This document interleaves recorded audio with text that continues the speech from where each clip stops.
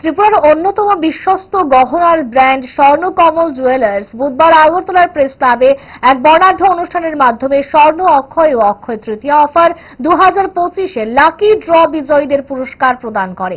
এই উৎসব মুখর অফারের মাধ্যমে 41 জন ভাগ্যবান বিজয়ী পুরস্কার লাভ করেন।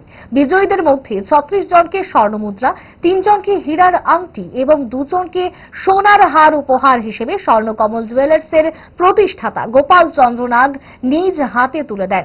অনুষ্ঠানের বিশেষ আকর্ষণ মাউন্ট এভারেস্ট বিজয়ী অরিত্র রায়কে স্বর্ণকমল জুয়েলার্সের পক্ষ থেকে সংবর্ধনা দেওয়া হয়। তিনি তার বক্তব্য বলেন, আমার এই স্বপ্ন পূরণ যাত্রায় স্বর্ণকমল জুয়েলার্সের স্পন্সরশিপ ছিল এক বড় সহায়ক শক্তি। অনুষ্ঠানে গোপাল চন্দ্র নাগ আগামী অফার স্বর্ণ বর্ষার ঘোষণা দেন, যা 23 জুন থেকে শুরু হয়ে 22 জুলাই পর্যন্ত চলবে। অনুষ্ঠানে উপস্থিত ছিলেন স্বর্ণকমলের ম্যানেজার টুটন বসাক সহ অন্যান্যরা। গোল্ড কয়েন টোটাল 41 জন প্রাইজ পাবে, তার মধ্যে 36 গোল্ড কয়েন, 2টা সোনার নেকলেস, 3টা ডায়মন্ড রিং। তার মধ্যে 36-এর মধ্যে আগরতলা পাবে 24 জন gold coin, Udaipur 12 John. R gold necklace Agartala 1 John, Udaipur 1 John.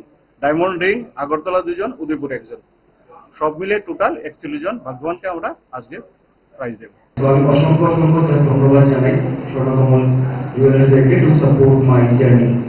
Now to begin my experience, আমি এখান থেকে স্টার্ট করেছিলাম 16 মার্চ। 1300 কিলোমিটার আমার সাইক্লিং ছিল টিল নেপাল। আমি নেপালে গিয়ে পৌঁছেছিলাম 6 এপ্রিল। ওখানে পৌঁছাবার পর আমার ট্রেক স্টার্ট হয়। Trek to Everest base camp.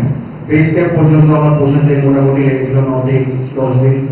তারপর ওখানে গিয়ে আমি মাউন্ট লবুসে ক্লাইম্ব করলাম। মাউন্ট এভারেস্ট ক্লাইম্ব করার জন্য যখন রুট ওপেন হলো তখন মাউন্ট এভারেস্ট ক্লাইম্ব করলাম 19 মে। বাট জার্নিটা খুবই টাফ ছিল, ফিজিক্যালি এন্ড মেন্টালি বহুত টাফ।